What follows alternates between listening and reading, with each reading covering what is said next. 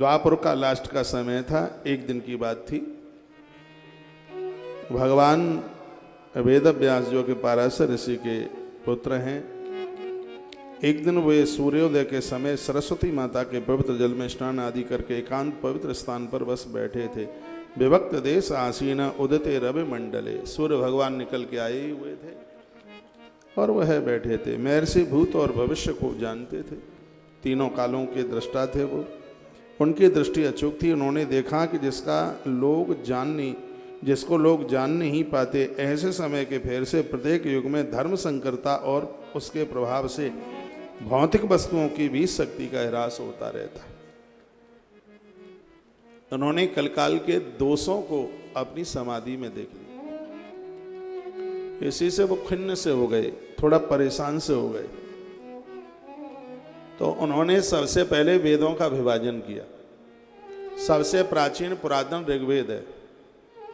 पूरी दुनिया की बात मैं कर रहा हूं। सबसे पहला यदि कोई प्रकट हुआ तो हम सनातनी लोग बड़े भाग्यशाली हैं, उसका नाम ऋग्वेद है। ऋग्वेद से पहले कुछ भी नहीं था। जैसे सनातन धर्म से पूर्व कुछ भी था ही नहीं, ऋग्वेद से पहले कुछ भी नहीं था। सबसे पहले ऋग्वेद, किसी ने लिखा नहीं, भगवान की श्वासों से प्रकट हुआ है वेद। ब्रह्मा को इसका दान दिया, ज्ञान दिया, ब्रह्मा जी को मिला। वर्णन क्या? ऋग्यजु साम अथर्वाख्या वेद चत्वार उदद्र था। व्यास जी के द्वारा ऋग्वेद, यजु, साम और अथर्व, इन 4 वेदों का उन्होंने फिर अपने हिसाब से। देखिए, एक बात मैं कहूँगा, जब जब द्वापर आता है तब तब उस युग में एक व्यास प्रकट होते हैं। ये 28वें व्यास हैं ये। जब जब यह द्वापर आता है तब इन ग्रंथों में कुछ घटाया जाता है, कुछ बढ़ाया जाता है। तो भगवान व्यास ने अपने काल में वेद को 4 भागों में बांट दिया। इतिहास पुराणाम च पंचमो वेद उच्यते। उन्होंने महाभारत लिखी, उसको 5वें वेद का नाम दिया गया। तत्र वेद धरा पेल सामगो जयमना कवि वैसम पान ये को विष्णुतो यदुजाम। उनमें से ऋग्वेद को उन्होंने महात्मा पैल को दिया, साम वेद को जैमिनी, यजुर्वेद भी बड़ा अद्भुत है, वैशंपायन। अथर्ववेद को महात्मा सुमंतु को दिया गया। एक दिन वह बैठे हुए थे, बड़े खिन्न थे, बड़े परेशान थे। उतने में ही वहां श्रीदेव श्री नारद जी चल करके आ गए। संतों का मिलन बड़ा सुखद होता है। संत तो इतने परोपकारी हैं, दूसरों के दुख को देख करके द्रवीभूत हो जाते। मक्खन की तरह है उनका कलेजा। बाबा तुलसी ने बड़ी सुंदर चौपाई डाली है। संत हृदय नव नीत समाना, सत्य हृदय नव नीत समाना, कहा कभी ने पर कहीं नहीं जान। संत हृदय नवनीत समाना, संत हृदय नवनीत समाना, कहाँ कवन परे कह नहीं जाना। संत हृदय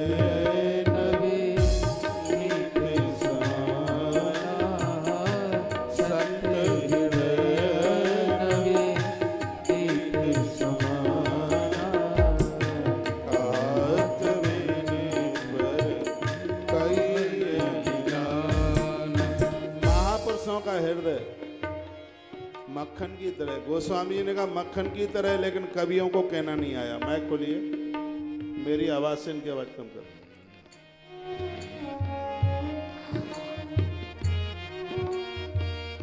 आग पाकर के मक्खन गर्मी पाकर के पिघलता है, लेकिन महात्मा लोग तो दूसरों के दुख को देखते ही पिघलना शुरू कर देते। तो इनकी तो उपमा मक्खन से भी बढ़ करके, बड़े भाग्यशाली हैं वो लोग इस दुनिया में जो गुरुजनों के नजदीक हैं, करीब हैं, उनके साथ विवाद नहीं है, उनके साथ संवाद है। उनसे हमारा जीवन है, उनसे हमारी जिंदगी, वो हमारी जिंदगी की डायरी है। सच मानिए वह हमारे जीवन के ग्रंथ बन चुके हैं। ग्रंथ मीन्स जो हमारी गांठ खोल दे। ऐसे महापुरुषों के साथ हमारा जुड़ाव हो, हमारा संवाद हो, उनसे विवाद नहीं, बिल्कुल। ये भगवान की कृपा के बिना नहीं मिल सकती। बिनु हरि कृपा मिले नहीं संता, बिनु हरि कृपा मिले नहीं संता, बिनु हरि कृपा मिले नहीं संता। बोल अब मोई भाव भरोसे हनुमंता, अब मोहि भाव भरोसे हनुमंता, बिन हरि कृपा मेरे नहीं संता। अब मोई भाव रोस हनुमंता, हरि कृपा मेरे नहीं संता। बोलिए संत भगवान की जय हो। आप तीर्थों में जाते हैं, मंदिरों में भगवान का दर्शन करते हैं, जीवन तभी सफल है आप तीर्थ में जाएं, ये नहीं अकेले गुरुजी से ही मिल के आ जाएं। उस तीर्थ के उस देव को प्रणाम कीजिए, भगवान को प्रणाम कीजिए। आप सुखताल तक आए और आप सुखदेव मंदिर नहीं गए तो क्या मतलब रहा? आपने उस वृक्ष का दर्शन नहीं किया। मैं भी सुखताल में मैंने प्रवेश किया तो सबसे पहले मैंने उस पीठ का दर्शन किया जहां 5000 साल से ज्यादा पुराना वटवृक्ष आज भी है। जिस आश्रम में आप बैठे हैं, इसके जो पूर्वाचार्य हुए हैं बहुत बड़े तपस्वी रहे। ये तस्वीर देख लीजिएगा, गोविंद आश्रम जी, महाराज श्री जी ने बड़ा सुंदर सा वाक्य लिखा है। श्री ब्रह्मचारी जी बड़े तपस्वी महापुरुष, गंगा जल के अलावा कुछ पीते ही नहीं थे। दंडी आश्रम भी यहाँ की आन बान और शान है। 365 दिन कथा होती है, दिन कोई बकाया नहीं जाता है।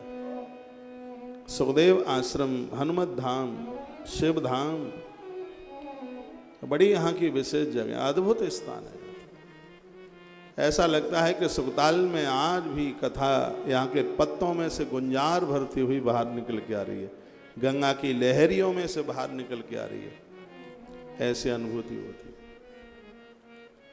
जब भी आप तीर्थों में जाएं, कथाओं में प्राय लोग जाते ही हैं, तो उन तीर्थों में जो महात्मा बसते हैं, संत जन बसते हैं, उनका दर्शन जरूर कीजिए। ये भगवान की कृपा से ही सुलभ है, क्योंकि संत दरस जिमी पातक टरे।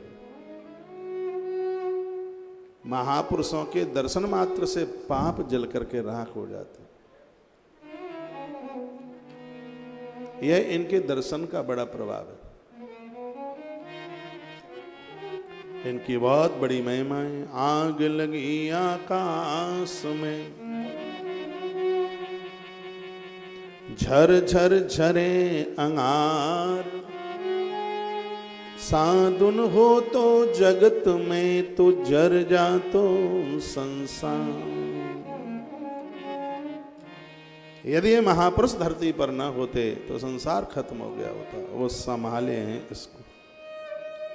तो नारद जी तो परम संत हैं। संतों का दर्शन बड़ा सुखद है। पाराशर्य महाभाग भवता कचिदात्मना। देवर्षि नारद जी ने समाचार पूछा। संत आपको हालचाल पूछता है।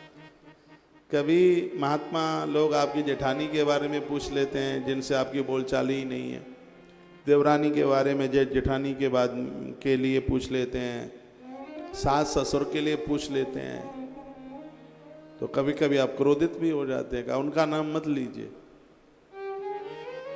संतोषी माता का व्रत के बारे में सुना है आपने, जिसमें खटाई नहीं खाई जाती, मालूम है? नींबू नहीं खाया जाता, संतरा नहीं खाया जाता और भी खटाई नहीं खाई जाती। राजस्थान में एक जगह भवानी मंडी, बहुत समय पहले मेरी यहाँ कथा थी। उस एरिया में संतरा बहुत होता है, तो सुबह का ही समय था, सुंदरकांड अब उतना हो नहीं पाता है। पहले भोर में हमारी पूजा में 500-400 आदमी इकट्ठा होता था। उस समय के लोग बड़े मेहनती भी थे, उनके पास टाइम भी था। अब लोग इतने व्यस्त हैं, 8 बजे से पहले तो जगते ही नहीं। सुबह 6 बजे जगने की बात कह दो तो ऐसा लगता है कि तलवार गर्दन के ऊपर चला दिए, कोई मतलब ही नहीं उठता कि सुबह। रात को जगा लो पूरी रात, पर प्लीज सुबह जागने की मत कह देना, सुबह नहीं जग सकते, कोई मतलब ही नहीं।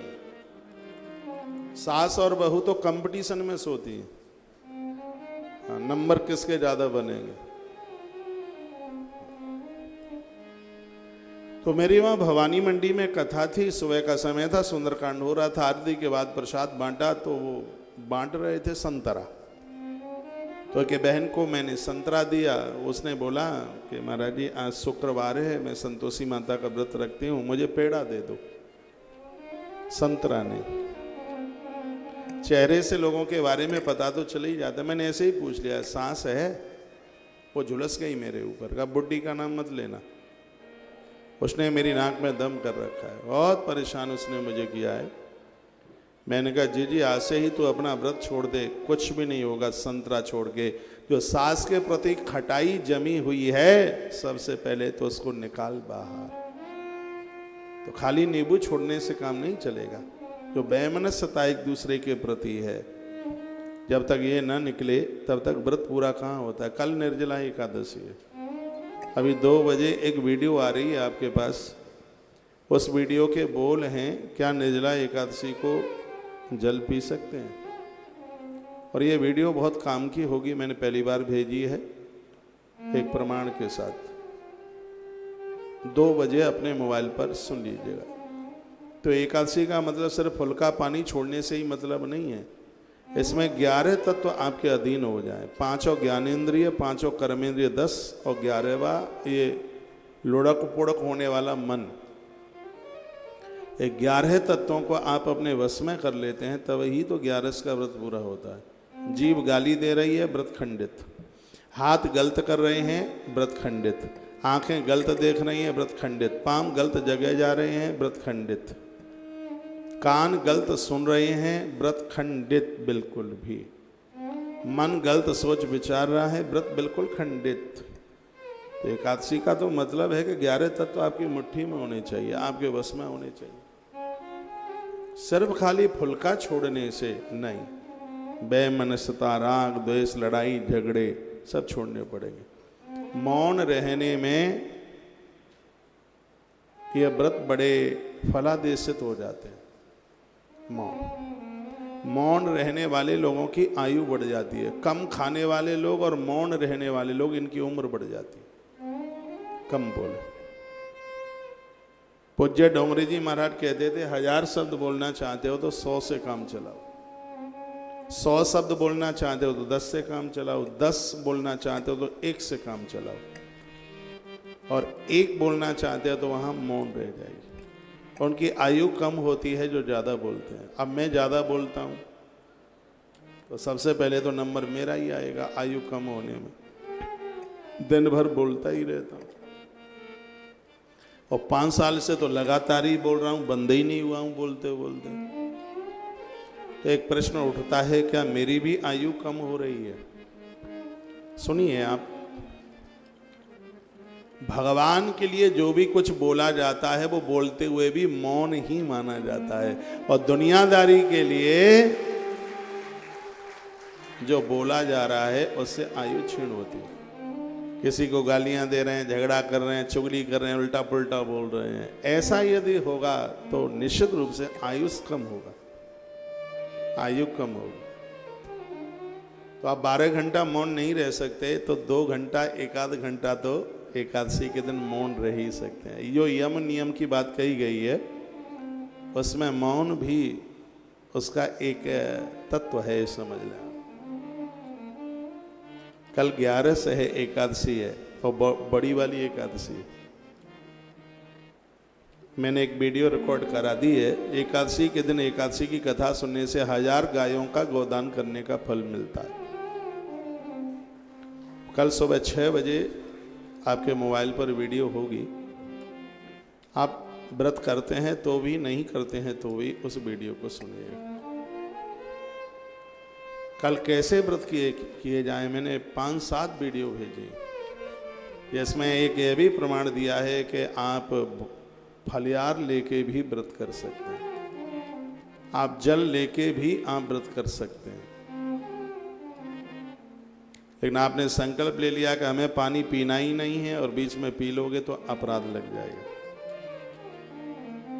पहले से ही निर्णय ले लें, संकल्प कर लें आपको कैसे करना है। एक वीडियो आज आपके पास जा रही है, सूर्य उदय से लेकर सूर्य अस्त तक आप पानी नहीं पीते हैं तो हर महीने की एक एकादशी का एक्स्ट्रा फल आपको मिलता है।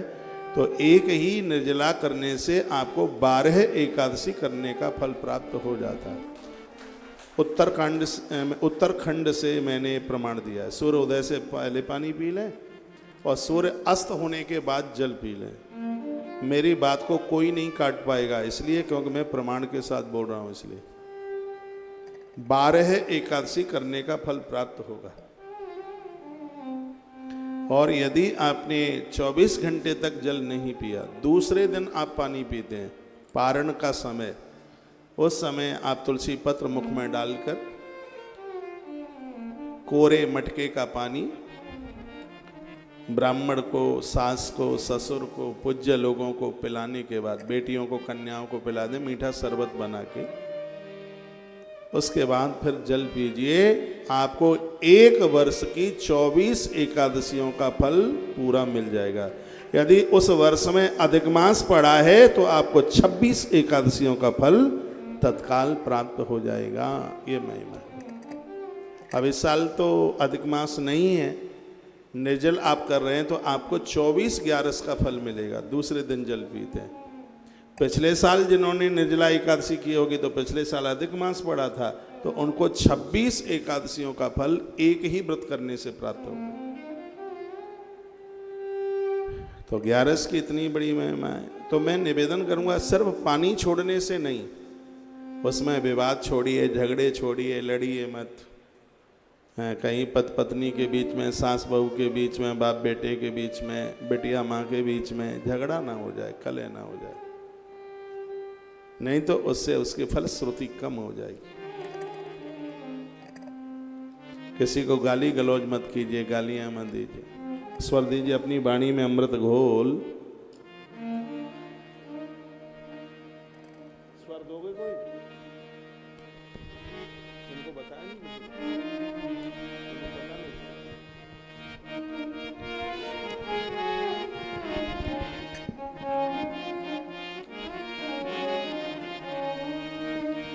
अपनी बाणी में अमृत घोल रसना, राधे राधे बोल रसना, राधे राधे बोल रसना, राधे राधे बोल। अपनी बाणी में अमृत घोल, अपनी बाणी में अमृत घोल रसना, राधे राधे बोल रसना, राधे राधे बोल। जय हो।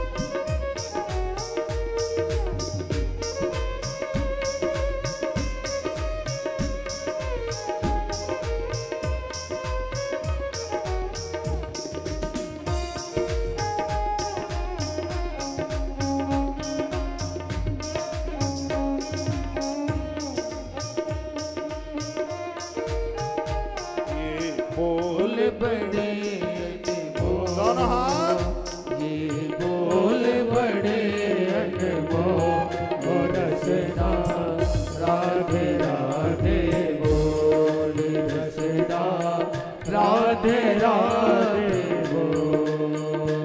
अपनी बाड़ी में अमृत बोल, अपनी बाड़ी में अमृत बोल रसना, राधे राधे बोल रसना, राधे राधे। हमारी आवाज मिल नहीं रही, आगे पीछे होके बोल। जय हो।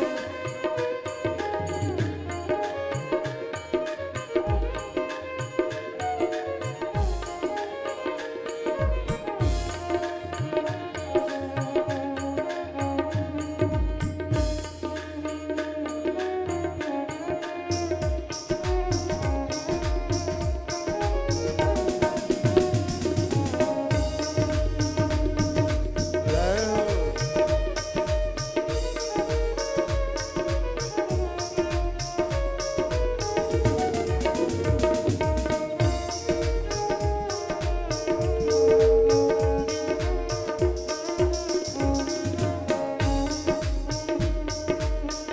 राधा जी बरसाने वाली, राधा जी ब्रसवान दुलारी, राधा जी ब्रसवान दुलारी, राधा जी बरसाने वाली, राधा जी ब्रसवान दुलारी, राधा जी ब्रसवान दुलारी। तो अक्षर आधार जगत के, तो अक्षर आधार जगत के, ये अक्षर अनमोल रसना, राधे राधे बोल रसना, राधे राधे बोल। अपनी बाड़ी में अमृत बोल, अपनी बाड़ी में अमृत बोल रसना, राधे राधे बोल रसना, राधे राधे बोल। जय हो।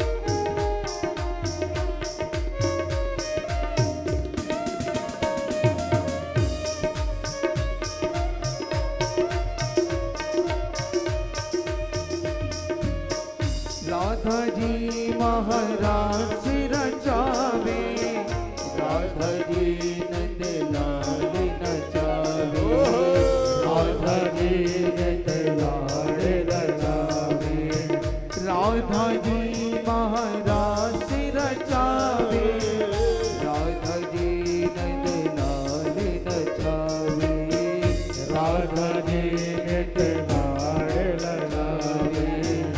इस छवि को भर के नैन में, इस छवि को भर के नैन में, अंतर के पट खोल रसना, राधे राधे बोल रसना, राधे राधे बोल। अपनी बाड़ी में अमृत बोल, अपनी बाड़ी में अमृत गोल रसना, राधे राधे बोल रसना, राधे राधे बोल। जय हो।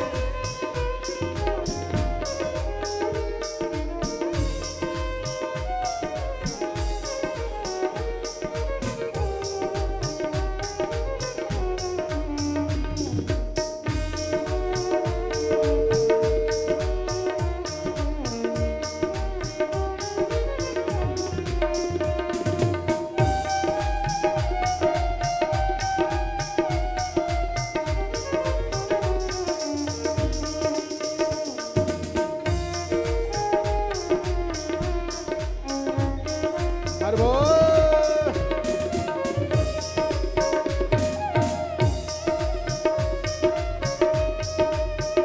बिन राधा नहीं मिले बिहारी, बिन राधा नहीं सजे बनवारी, बिन राधा नहीं सजे बनवारी, बिन राधा नहीं मिले बिहारी, बिन राधा नहीं सजे बनवारी, बिन राधा नहीं सजे बनवारी। इनके चरण पकड़ ले बंदे, इनके चरण पकड़ ले बंदे, भटक न दर दर डोले रसना, राधे राधे बोल रसना, राधे राधे बोल। अपनी बाड़ी में अमृत बोल, अपनी बाड़ी में अमृत बोल रसना, राधे राधे बोल रसना, राधे राधे बोल रसना, राधे राधे बोल। ये बोल बड़े अनमोल, ये बोल बड़े अनमोल रसना, राधे राधे बोल रसना, राधे राधे बोल। जय हो, बोली बरसाने वाली की जय हो।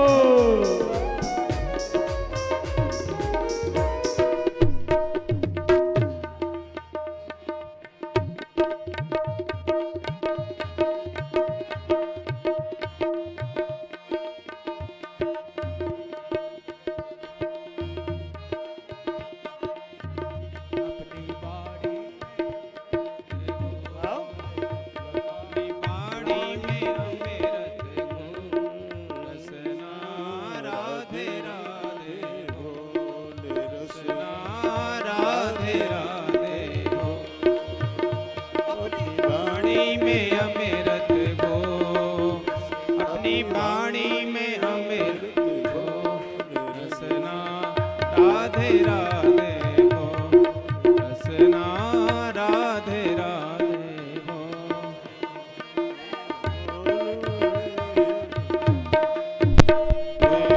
राधे राधे बोल रसना, राधे राधे बोल।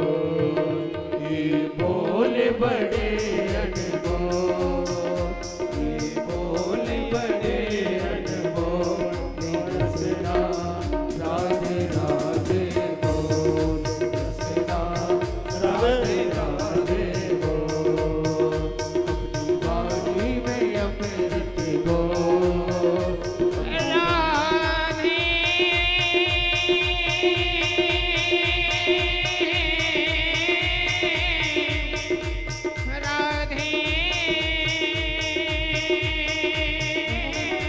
राधे राधे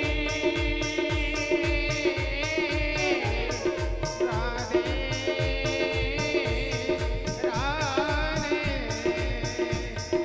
बाड़ी में अमृत बोल रसना, राधे राधे बोल रसना, राधे राधे बोल।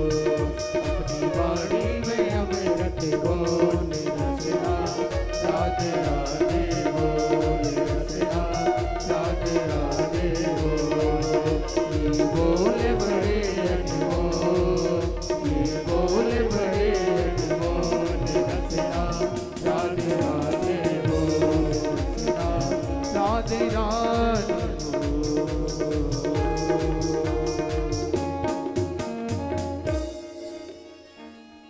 बोले निकुंज बिहारी लाल की, गंगा मैया की जय जय श्री राम।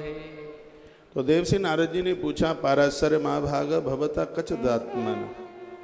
पूछने लगे हैं महाभाग व्यास जी, आपके शरीर एवं मन दोनों ही अपने कर्म एवं चिंतन से संतुष्ट हैं ना? ये पूछा। वो खिन्न से थे। उन्होंने कहा कि मैंने इतना सब कुछ किया लेकिन मुझे कहीं शांति नहीं मिली। तो श्री देवर्षि नारद जी जो कहते हैं वो बड़ी अद्भुत बात थी। वो कहते हैं आपने बहुत कुछ सृजन किया, लिखा, लेकिन गोविंद की लीलाओं का विस्तार नहीं किया।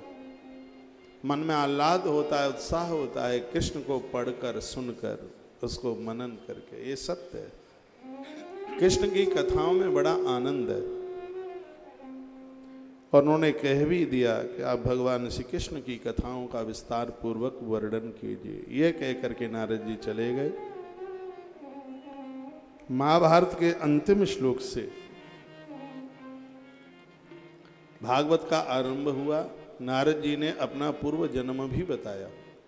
मैं पहले जन्म में एक दासी का पुत्र था, मेरे पिता का देहावसान हुआ, मेरी माँ ने कैसे मुझे पाला, बड़े कष्ट भोगे। हर बच्चे को ही सोचना चाहिए कि माता पिता ने बड़े कष्ट सहकर औलाद को पाला है। बच्चों के द्वारा तो माता पिता का नाम बढ़ना चाहिए, नाम नीचा ना हो। नारद जी ने कहा कि मेरी माँ ने एक ब्राह्मण के घर में सेवा करी। उस गांव में महात्मा चातुर्मास करने को आए और भगवान की कृपा से मुझे उनकी सेवा मिल गई। और यह भगवान की बड़ी कृपा है कि संत लोग आपके नगर शहर गांव में आए, आप फूल पत्तियां लेके जाएं, दूध ले करके जाएं, कुछ खाने पीने की सामग्री ले करके जाएं, उनके चरणों में समर्पित कर दें, पूजा का सामान लेके पहुंच जाएं वहाँ। तो नारद जी कहते हैं मेरा बड़ा भाग्य था कि ये सेवा मुझे मिल गई। मैं तुलसी पत्र, बेल पत्र, देखिए तुलसी भगवान को चढ़ाया करें। यदि आप मेरी बात का विश्वास करते हैं, मैं जबरदस्ती से नहीं आपसे कोई भी बात मनवाना चाहता। भगवान महादेव को तुलसी चढ़ाने का जितना पुण्य मिले वो सब आपका, और जितना अपराध लगे वो सब मेरा। शंकर को तुलसी चढ़ाइए, हर प्रदोष की तिथि में तुलसी मंजरी चढ़ाइए। श्री शिव महापुराण में लिखा है संपूर्ण भोगों की उपलब्धि हो जाती है महादेव के ऊपर तुलसी पत्र चढ़ाने से। ऐसी बातें समाज में घोली जाती हैं कि लोग संशय में पड़ गए। कहते हैं कि शंकर जी के ऊपर रोली मन चढ़ाइए। शिव महापुराण के विद्येश्वर संहिता में स्पष्ट वर्णन है। 16 उपचारों में रोली गंध का नाम आता है। महादेव को गंध जरूर चढ़ाइए, बस सूखी नहीं, उसमें पानी मिला के चढ़ाइए, लेकिन चढ़ाइए। मैं आपको बिना प्रमाण के कोई भी बात यहाँ से नहीं कहूँगा। जो नारी अपने सात्विक धर्म का निर्वहन कर रही है, उसकी आंख में यदि कोई पराया पुरुष नहीं बैठा है, एक विधि संस्कारों के साथ उसका विवाह हुआ है, ईश्वर को, देवी देवताओं को मानती है, ऐसी नारी भगवान सालराम भगवान की पूजा करने की पूरी अधिकारिणी है। ऐसा पाताल खंड में वर्णन है, लिखा है। और करना भी चाहिए। हम आपको कंफ्यूज थोड़ी करेंगे यहां से। बेल पत्र की इतनी बड़ी महिमा है, तुलसी पत्र की इतनी बड़ी महिमा है। गणेश जी के ऊपर दुर्वा समी पत्र रोज चढ़ाइए। आपका रुपया पैसा कहाँ बाजार में मारा जा रहा है, परिवार बिखर रहा है, इन सब चीजों से मति मिलेगी। देवताओं के पास रहने से, उनसे जुड़ने से आज तक कभी किसी भी प्रकार का कोई घाटा नहीं। यदि फूल पत्तियां चढ़ाने का महत्व न होता तो ये सब ग्रंथों में लिखा ही क्यों होता। बेल कोटि कन्या महादानम एक बिल्व शिवार्पणम। करोड़ों करोड़ों बेटियों के कन्यादान के बराबर बेल पत्र चढ़ाने का फल मिल जाता है। तो इसका अर्थ आप जानते हैं, भगवान शंकर इतने राजी हो जाते हैं। जो देवियां, जो पुरुष लोग, बच्चे बूढ़े, जो भी बेल पत्र भगवान के ऊपर चढ़ाते हैं तो संतति और समृद्धि दोनों बढ़ती हैं। नारी के गर्भ में संतान खत्म नहीं होती। ये बेल पत्र की बड़ी महिमा मैंने कई बार से महापुराण के माध्यम से जिक्र किया है। पूजा ऐसे सूखी सूखी सी हो जाती है, ना फूल होता, ना पत्तियां होती, ना बेल पत्र, ना पंचामृत, कुछ नहीं होता। बस भगवान को पानी में डुबो दिया, निकाल दिया, पोंछ दिया, चंदन लपेट दिया, पूजा पूरी हो गई। और ओम जय जगदीश हरे। पूजा का पूरा आनंद लीजिए। पूजा के इतने बर्तन रोज साफ किए जाते हैं, घंटी, शंख, कटोरियाँ, आरती, ये नित्य साफ किए जाते हैं। ये रोजाना साफ करने की जरूरत है। ऐसा नहीं है कि सुबह जिसमें बत्ती बुझ गई और रात्रि को फिर उसी आरती में फिर आपने घुमा दिया उसे। नहीं, कर्म कांड भी एक बड़ा विशेष है। जिस जगह पर बैठकर आपने पूजा की है, माला जपी है, उस जगह पर कोई और भी बैठने वाले हैं तुम्हारे घर के, उतनी जगह तो है नहीं। जो आप पाठ करते हैं वो दूसरी जगह कर लीजिए वहां से उठ के, उसका कोई दोष नहीं है। क्योंकि तुम्हें पूजा में लगेगा 3 घंटा। पहले आप भगवान को नहलाएंगे भी, फिर आप जप करेंगे, फिर आप पाठ करेंगे। घर में लोग हैं 5, तो उनको भी मंदिर में आगे बैठने के लिए थोड़ा अवसर दीजिए। आपने वहाँ जप कर लिया है, भगवान को नहला लिया है, जप भी दूसरी जगह कर सकते हैं, पाठ भी दूसरी जगह कर सकते हैं, वो जगह औरों के लिए भी। अब हम मंदिर में जाएं, दर्शन करें और बिल्कुल अड्डा जमा करके वहीं बैठ जाएं, और प्राय ऐसा हनुमान चालीसा आप कर रहे हो। मैंने दिल्ली में मरघट वाले हनुमान जी बाबा के मंदिर में देखा है, लोग दीवालों के किनारे यूं ऐसे बैठ करके हनुमान चालीसा का कोई पाठ कर रहे हैं, कोई सुंदरकांड का पाठ कर रहे हैं, और आप सीधे हनुमान जी के सामने ही और आलती पालती मार के बैठ जाएं तो और लोगों को अव्यवस्था होगी, और लोगों को दिक्कत होगी। आपको इधर उधर बैठ करके भी जप और पाठ करने का वही फल मिलेगा जो प्रतिमा के सामने बैठ करके आपको जो फल प्राप्त हो रहा है। वहां की व्यवस्थाएं अव्यवस्थित न हो। तो जो जो हमारे ग्रंथों में सुझाव दिए गए हैं ये सब बड़े विशेष हैं, और ये हमारी संस्कृति इस पूजा के ऊपर बड़ी टिकी है। लोगों को समाधान मिलता है, ऊर्जा मिलती है, और ये प्रमाण आज से नहीं है, पूर्व से है। राम जी को प्राप्त करने के लिए क्या माता जानकी ने माँ देवी की पूजा नहीं की?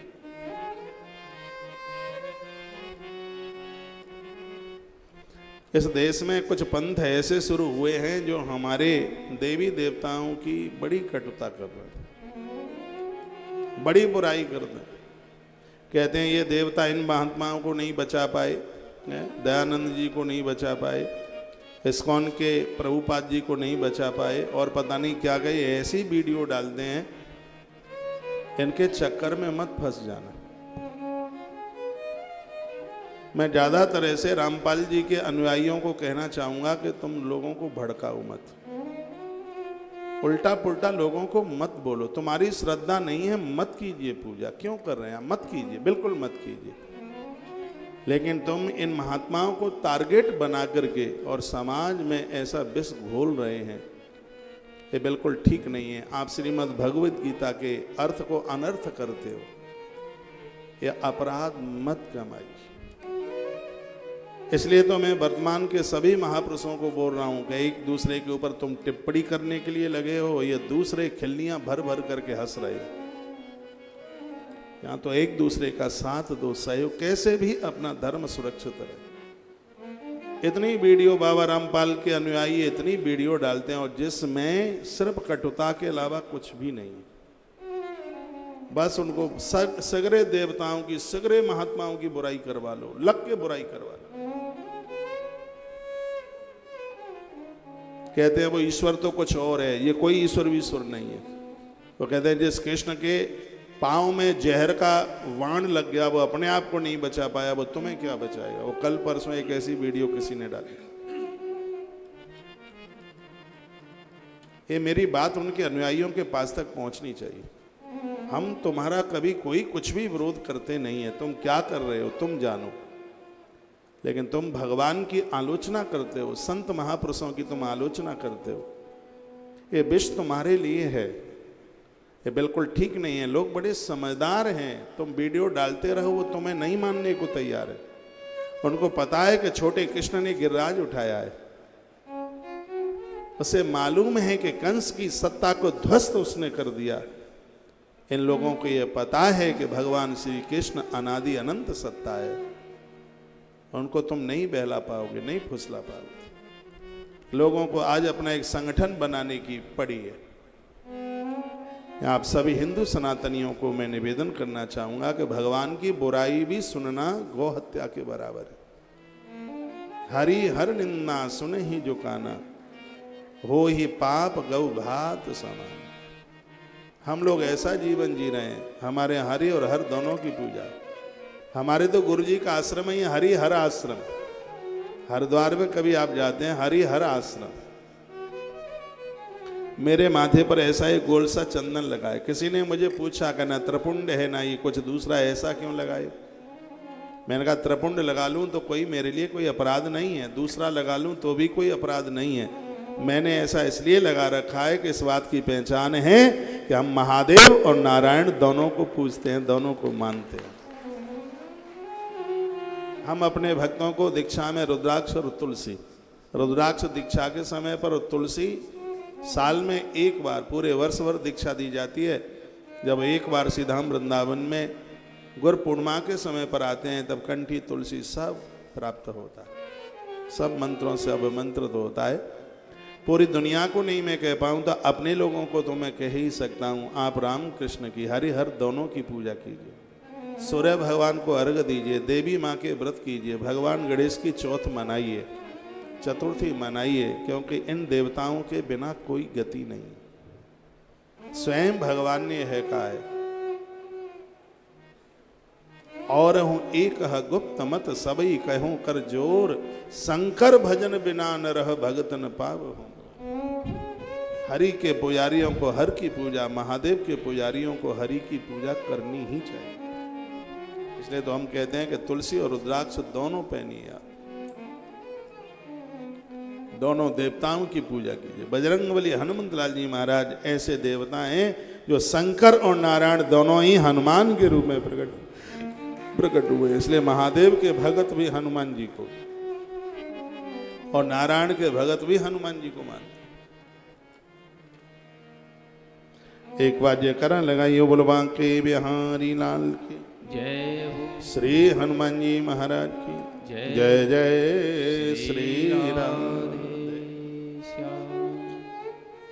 मैंने व्यासपीठ से यदि किन्हीं का नाम लिया है तो मैंने कोई गालियां नहीं दी है। मैं तो प्रार्थना पूर्वक यह बात कह रहा हूं कि इन महापुरुषों को टारगेट मत कीजिए, देवताओं की आलोचना मत कीजिए। आप अपने गुरु को खूब मानिए, कौन विरोध करेगा? ये अपनी श्रद्धा है, हम स्वतंत्र हैं। अपने गुरु को मानना, अपने भगवान को मानना, ये तो हमारी स्वतंत्रता है। कौन विरोध करेगा? कोई विरोध नहीं करने वाला है। लेकिन आप इन महात्माओं को टारगेट करते हैं, आप देवी देवताओं को गालियां देते हैं, तो हम जैसे लोग तो सुनने में बड़े असमर्थ हैं, सुना नहीं जाता। और आप यह गलती करते हैं, ऐसा प्लीज मत कीजिए। ये बिल्कुल ठीक नहीं है, बिल्कुल ठीक नहीं।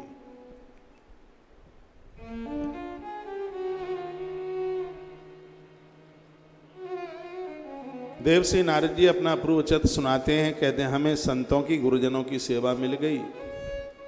दोपहर में वो भोजन करते थे, उनका प्रसाद जो बचता उसे मैं ले लेता।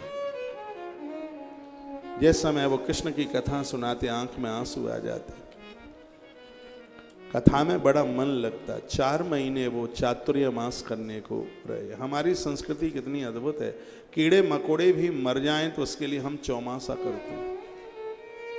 4 महीना इधर उधर घूमते नहीं है ज्यादा, भगवत भजन करते हैं, आराधना करते हैं, व्रत उपवास करते हैं, जमीन में सोते हैं, एक बार भोजन लेते हैं, बहुत सी चीजों को त्याज्यत कर देते हैं। ये धर्म है अपना, सनातन धर्म है।